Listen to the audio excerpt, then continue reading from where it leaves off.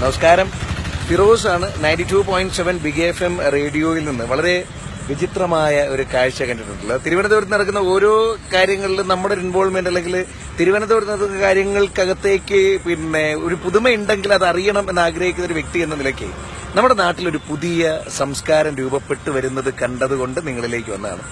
Medical കോളേജിലെ അമ്മയും കുഞ്ഞും പ്രതിമയാണിത്. നമുക്കറിയാവുന്നതുപോലെ തന്നെ അമ്മയും കുഞ്ഞും പ്രതിമ എന്ന് പറയുന്നത് നമ്മുടെ ശ്രീ അവിട്ടം തിരുനാൾ ഹോസ്പിറ്റലിന്റെ മുമ്പിലായിട്ട് ഇരിപ്പുണ്ട്. കാലകാലങ്ങളായിട്ട് ഇവിടെ ഉണ്ട്. ഇങ്ങോട്ടേക്ക് പോകുന്നത് സൂപ്പർ സ്പെഷ്യാലിറ്റി ഹോസ്പിറ്റൽ എന്നും അങ്ങോട്ടേക്ക് പോകുന്ന RCCയുടെ വഴി എന്നൊക്കെ നമുക്കറിയാലോ. അപ്പൊ ഇവിടെ കുറച്ചു നാളായിട്ട് കേട്ടോ മെഴുകുതിരി തിരി ഒക്കെ വെച്ചിട്ട് ഇവരുടെ ഒരു ഇതുണ്ട്. ഇവരുടെ ഒരു കേട്ടോ ഒരു സാമ്പ്രാണി തിരിയൊക്കെ കത്തിച്ചു വെച്ചിട്ട് ഒരു പ്രാർത്ഥനയുടെ രൂപത്തിലേക്ക് പ്രതിമ എത്തിച്ചേർന്നിട്ടുണ്ട്. അപ്പൊ നമ്മുടെ കൂടെ നെയ്യാറ്റിൻകരയിൽ നിന്നൊരു ചേട്ടൻ കുറച്ച് കൂടുതൽ നേരമായിട്ട് ഇവിടെ ഉണ്ട്. തിരിയും മെഴുകുതിരിയൊക്കെ കൊളുത്തി നിൽക്കുകയാണ്. നമസ്കാരം. ഇത് എന്തിനാണ് നമ്മളിങ്ങനെ ചെയ്യുന്നതെന്ന് എന്തെങ്കിലും ധാരണയുണ്ടോ?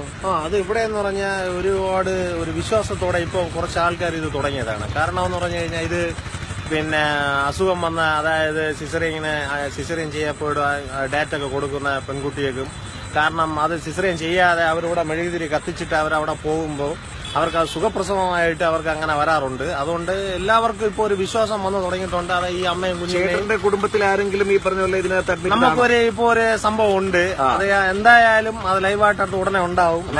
അപ്പൊ അവർക്ക് വേണ്ടിയാണ് ഇപ്പോ മെഴുകുതിരി കൊടുത്തത്. നിങ്ങൾ വളരെ വ്യക്തമായിട്ട് കേൾക്കുന്നുണ്ടാവും. തിരുവനന്തപുരത്ത് നമ്മുടെ മെഡിക്കൽ കോളേജിനകത്ത് ഈ അമ്മയും കുഞ്ഞും പ്രതിമയുടെ മുമ്പിൽ മെഴുകുതിരി കൊളുത്തി വെച്ചാൽ ഒരുപാട് പേര് നിൽപ്പുണ്ട്. ഇതാ കണ്ടോ, ഇവരൊക്കെ കൂടി ചേർന്നിട്ട് ഇവിടെയൊക്കെ ഉണ്ട്, സ്ത്രീജനങ്ങളൊക്കെ ഉണ്ട്. ഇവിടെയൊക്കെ കൂടി ചേർന്ന് മെഴുകുതിരി കൊളുത്തുന്നത് സിസേറിയൻ ഒഴിവായി സുഖപ്രസവം ആകാനാണത്രേ.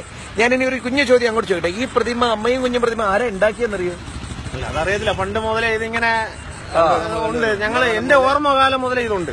ഇതുണ്ട്. അപ്പൊ ആരാണ് ഉണ്ടാക്കിയത് എന്നുള്ള രണ്ടാമത്തെ കാര്യമാണ്. പക്ഷെ ഇതിന്റെ മുമ്പിൽ മെഴുകുതിരി കൊളുത്തിയാൽ സുഖപ്രസവം നടക്കുമെന്നതാണ്. ഇനി ഇവിടെ ഈ ചേച്ചിക്കും അമ്മ അകമഴിഞ്ഞ് പ്രാർത്ഥിക്കുകയാണ്. നമസ്കാരം അമ്മ. നമസ്കാരം. ഇത് ആരാ ഉണ്ടാക്കിയെന്ന് നമുക്ക് അറിയോ? പിന്നെ എന്തിനാ നമ്മൾ ഇതിന്റെ മുമ്പിൽ പ്രാർത്ഥിക്കുന്നത്? എന്തിനാണ്? ഇത് ഈശ്വരനായിട്ടാണ് നമ്മൾ ധ്യാനിക്കുന്നത്. അതാണോ? ഒരു ദൈവിക അംശമാണോ അതോ ഇതിലെ മാതൃത്വത്തെയാണോ നമ്മൾ ധ്യാനിക്കുന്നത്? എന്താണ്? ഒരു പ്രതിമ എന്ന് പറഞ്ഞ ഒരു ദൈവത്തിന്റെ ഒരു വിശ്വാസം. മനസ്സിലായി. അതായത് ഏത് സമുദായമാണെങ്കിലും ശരി, അമ്മയും പറഞ്ഞത് കറക്റ്റാണ്.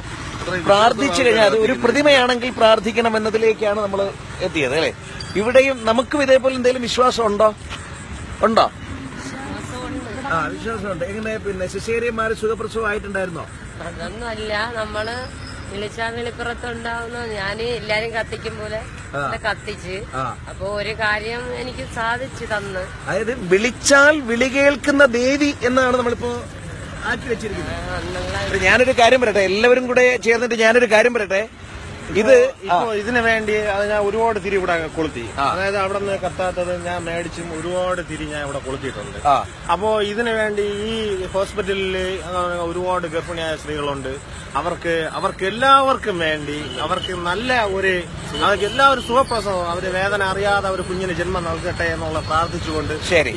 ഇനി എല്ലാവർക്കുമായിട്ട് എനിക്കറിയാവുന്ന ഒരു കാര്യം പറയാം. ഇത് ദൈവീകമായ ഒരു പ്രതിമയായിട്ട് നിർമ്മിക്കപ്പെട്ടതല്ല.